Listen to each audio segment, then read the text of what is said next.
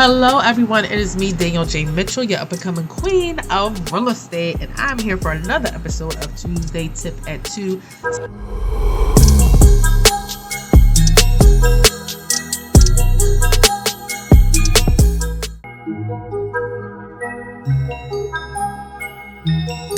Hello everybody. Hello everyone. It is me, Danielle J. Mitchell, queen of real estate, social media extraordinaire. And I'm here for today's and this week's Tuesday Tip at 2. Now, you know what I got to do? I got to say, welcome everybody. Listen, I service PA, which is Pennsylvania, and I focus in on Philadelphia and the surrounding suburbs, like, which would include, but are not limited to, Delaware County, Montgomery County. And if you live in these areas and you're interested in buying or selling, you can go to book.djmrealtyco.com. Again, book.djmrealtyco.com, and I can help you. You can click either buyer consultation, seller consultation, hey, investor consultation. I have that too. Now, welcome to my new subscribers. Hey. Thank you for joining me. Thank you for subscribing. I hope you push the all notifications bell so you can get my weekly Tuesday tips at 2. But my other stuff that I like to upload, which is different posts, definitely shorts that will make you laugh, give you a little chuckle, and among other things. So be sure to do that so you can get all the latest. And of course, not only am I on YouTube, but I am on all the social media platforms. Just follow me at djmrealty. You should be able to find me on all the places. Now, let's dive right on into it. What are we talking about? We are talking about housing market trends. This is going to be a series that I'm going to do for the next few weeks. We're going to talk about the housing trends. Now, of course, I started with the first Tuesday Tip at 2 last episode of the year, where I talked about what it's looking like for 2023 and potentially 2024. So the next few episodes, I'm going to be walking through what it's looking like in the specific areas that I serve. I want to talk directly to the audience that I serve real quick over these next few weeks, because in the forecast for 2023, I made some references. I made it more general, right? I made references to the local market, but I made it more general and just real estate as a whole, right, in the country. But over these next several weeks, I'm going to be specific about what's happening in the local neighborhoods. And we have to start out with Philadelphia, okay? One of the major cities. We have to start out there because that's where I do most of my business. So let's get started. A lot of this information I'm going to tell you because I've lived in Philadelphia for quite some time, but it is also from Redfin. Now, of course, Philadelphia is known for the rich history, right, and culture, right? So it has about 1.6 million people in Philadelphia. It's in one of the first cities, right? So we got the Liberty Bell and Ben Franklin on top of the city hall and all the good things, right? We have America's first zoo, which I didn't know that. But neither here nor there. But we have around us New York, we have Maryland, we have Washington, D.C. We're not far from the DMV area. We have Delaware, we have Jersey, we have all these different areas. And comparatively to a lot of these areas, we are the most affordable. Okay.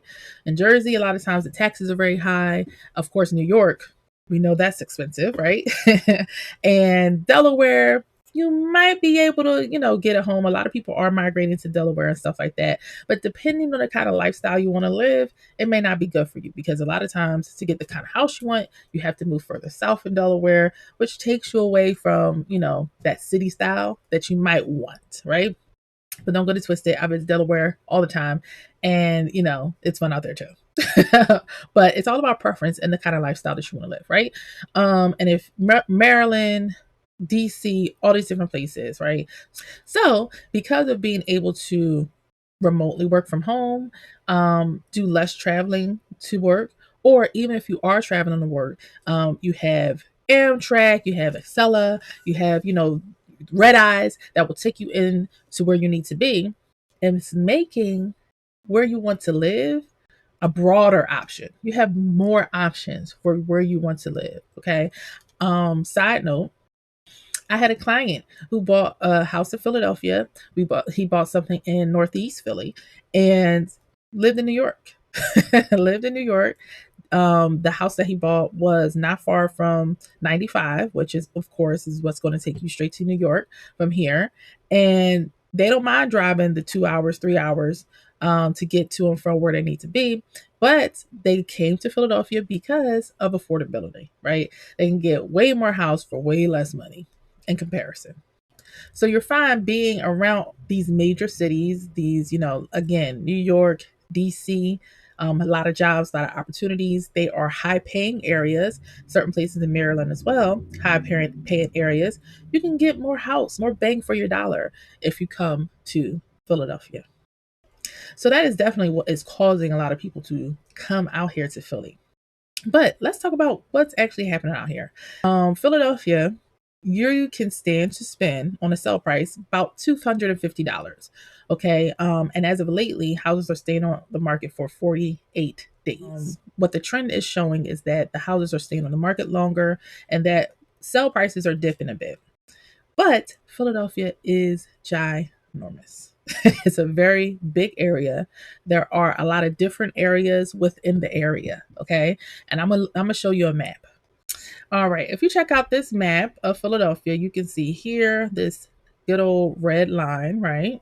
And that is the shape of Philadelphia. It's huge. Okay. I'm gonna zoom out a little bit. It's huge. Okay. So you have 4 Northeast up there. That's very close to Bensalem. And then down here you have South Philly down here. Okay. And then of course everything in between. So it's a vast area, right? Now, if you're looking at, let's say, Ardmore, you see here where it red lines is not very big. You have Bryn Mawr, same thing. And even if you look at kind of Lower Merion Township, which is pretty much this here, this right here, right? And what it encompasses. So you got some of Gladwin, some of Villanova, some of Bryn Mawr. So if you look at Lower Merion Township, which is, in Montgomery County, is one township, one of the areas that people want to move to. And we're going to talk about them as well when we go through these trends. It's very small. It's very small comparatively. And again, if you look at other desirable areas, King-of-Prussia, Conshohocken, Wayne, Newton Square, Havertown, Broomall, Delaware County, comparatively, it's a huge difference as far as how much. And not only the difference in space, right? Distance, but price. Philadelphia. In Philadelphia, you're going from $50,000 to $1 million, right? So when we're talking about calculating all of these prices, sell price, list price, we're talking about a huge difference.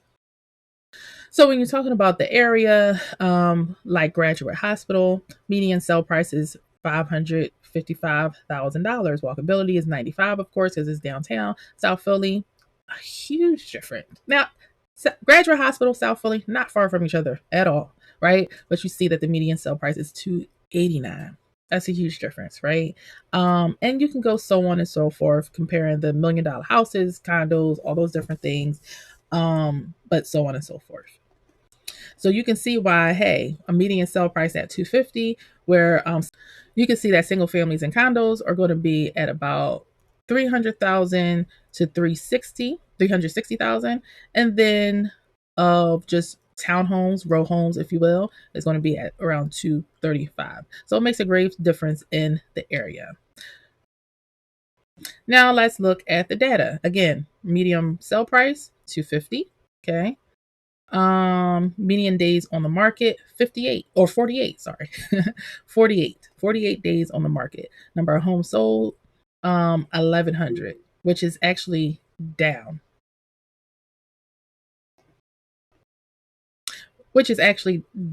Okay, year over year. Okay. But as I said before, hey, we need to come down. We're supposed to come down. We cannot be surprised that we have come down, because that is absolutely normal. If you look at year over year, we had a nice little pop up. Now we're starting to come down. If you look at the 3-year span here, It's a little erratic. We pop up, but now we're starting to balance out. And we're really balancing out to being on trend to where we should be. Okay. Kind of that more balancing act. Okay. Look at who's coming to town. Very much a part of my example. Mostly New York. DC is second. We got some California. So that's pretty cool. We have some Chicago, some more California, San Diego. We have Scranton. We have Los Angeles. We have a lot of people migrating here, but mostly New York. And second to that is DC. What I liked about this breakdown is that it tells you how competitive the Philly market is, and it says somewhat competitive, right? So it's pretty much again, we're talking about a huge difference in a, a house that's 200,000 to 500,000 to $1 million house, right? So depending on what price range you're in, what area you're in, which is very key as well in Philly, you may get multiple offers, right? And it's saying here that average homes sell for about 3% below list price and go pending in around 46 days. Hot homes can sell for around list price and go pending in around 18 days.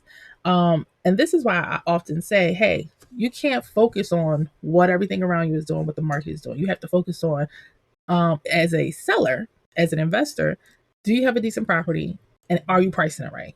If you're pricing it to sell, then you're going to be okay.